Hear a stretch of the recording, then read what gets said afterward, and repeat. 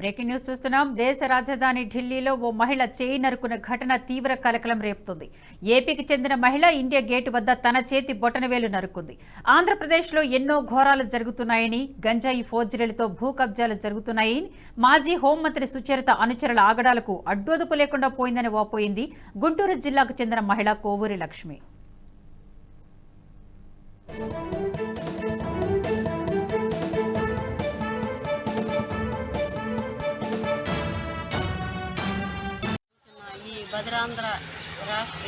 భద్రాంధ్ర పాలనపై ఏకలవ్య నిరసన తెలియజేస్తానని మొన్న అందరికీ చెప్పానండి.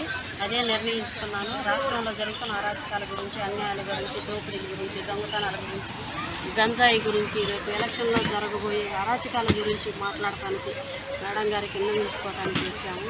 ఈ ఏకలవ్య నిరసన నేను తెలియజేస్తూ నేను ఎంతో బాధతో, ఇబ్బందితో చాలా కఠినమైన నిర్ణయం తీసుకున్నానండి. ఈ నిర్ణయానికి కారణం నాకు జరిగిన అన్యాయం, నా తోటి మహిళలకు జరిగిన అన్యాయం ఎంతోమంది ఉన్నారు. వాళ్ళందరి కోసం నేను ఈ నిర్ణయం తీసుకోవాల్సి వచ్చింది. ఈ నిర్ణయం కోసం నన్ను మన్నించాలని పెద్దలుగా ముర్ము గారికి, మోదీ గారికి, మన చంద్రచూడ్ గారికి, వీళ్ళందరికీ విన్నవించుకోవాలి వచ్చాను. వాళ్ళని కలవటానికి నా వల్ల కావట్లేదు. అందుకే ఈ నిర్ణయం తీసుకొని నాకు జరిగిన అన్యాయం. బ్రేకింగ్ న్యూస్ చూస్తున్నాం. దేశ రాజధాని ఢిల్లీలో ఓ మహిళ బొటనవేలు నరుకున్న ఘటన తీవ్ర కలకలం రేపుతోంది.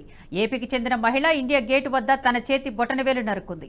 ఆంధ్రప్రదేశ్లో ఎన్నో ఘోరాలు జరుగుతున్నాయని, గంజాయి ఫోర్జరీలతో భూ కబ్జాలు జరుగుతున్నాయని, మాజీ హోంమంత్రి సుచరిత అనుచరుల ఆగడాలకు అడ్డొదుపు లేకుండా పోయిందని వాపోయింది గుంటూరు జిల్లాకు చెందిన మహిళ కోవూరి లక్ష్మి.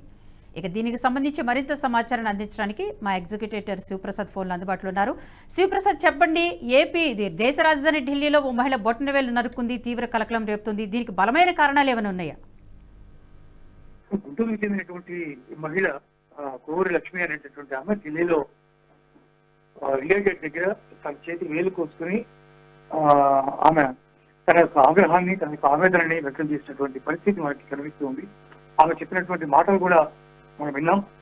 ప్రధానంగా ఆమె ఆరోపణలన్నీ కూడా స్థానికంగా గతంలో హోమ్ మినిస్టర్ గా పనిచేసినటువంటి సుచరిత, అట్లాగే ఆమె అనుచరగణం, వీళ్ళందరూ కూడా చాలా తీవ్రమైనటువంటి వేధింపులకు పాల్పడుతున్నారని, అరాచకాలు చేస్తున్నారని, భూ కబ్జాలు కానీ, గంజాయి కానీ, ఫోర్జరీలు కానీ ఇట్లాంటివన్నీ విపరీతంగా చేస్తున్నారు.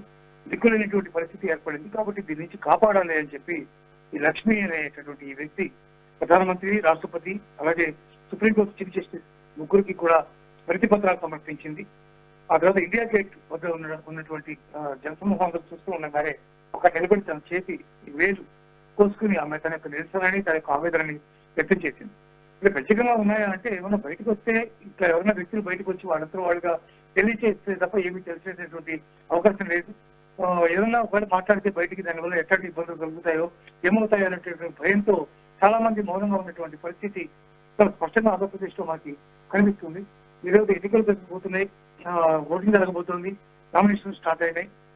కాబట్టి ఈసీ అన్నింటినీ ప్రధానంగా నిర్వహిస్తుంది. కాబట్టి ఈ రోజు ఆ మహిళ బయటికి వచ్చి ఢిల్లీ వెళ్ళి తన యొక్క ఆవేదనని ఇట్లా వ్యక్తం చేసినటువంటి పరిస్థితి మనకు కనిపిస్తోంది. ఏదేమైనా ఆమె సాహసం చేసిందనే చెప్పాలి. బొట్టవేలు కొట్టుకోవడం ద్వారా తన నిరసన తెలియజేయడం అనేది చాలా ఇప్పుడు జరగనటువంటి చాలా వేరైనటువంటి ఇన్సిడెంట్ ఇది. ఆత్మహత్య చేసుకునే ప్రయత్నం చేయడం, పెట్రోల్ పోసుకోవడం ఇట్లాంటివి చేస్తారు కానీ మామూలుగా చేతి వేలు నరుకోవడం అనేది ఇవాళ మొట్టమొదటిసారిగా మనం చూస్తున్నాం.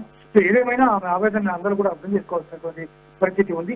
మరి రాష్ట్రపతి, ప్రధానమంత్రి లేదా సుప్రీంకోర్టు చీఫ్ జస్టిస్ వీళ్ళంతా దీని మీద ఎలా రియాక్ట్ అవుతారు, ఏం చేస్తారు, దీని మీద దేనికైనా విచారణకు వేదికైనా ఆదేశిస్తారా, ఇంకేమైనా జరుగుతుందా అనేది వేచి చూడవలసినటువంటి పరిస్థితి ఉంది. Vidya. Thank you for the update Sivaprasad.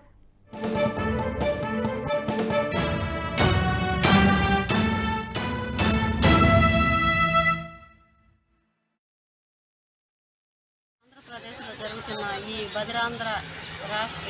భద్రాంధ్ర పాలనపై ఏకలవ్య నిరసన తెలియజేస్తానని మొన్న అందరికీ చెప్పానండి.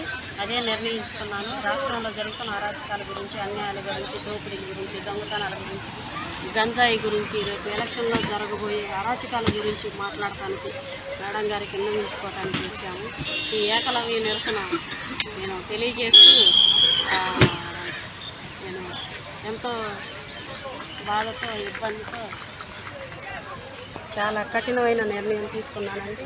ఈ నిర్ణయానికి కారణం నాకు జరిగిన అన్యాయం, నా తోటి మహిళలకు జరిగిన అన్యాయం ఎంతోమంది ఉన్నారు.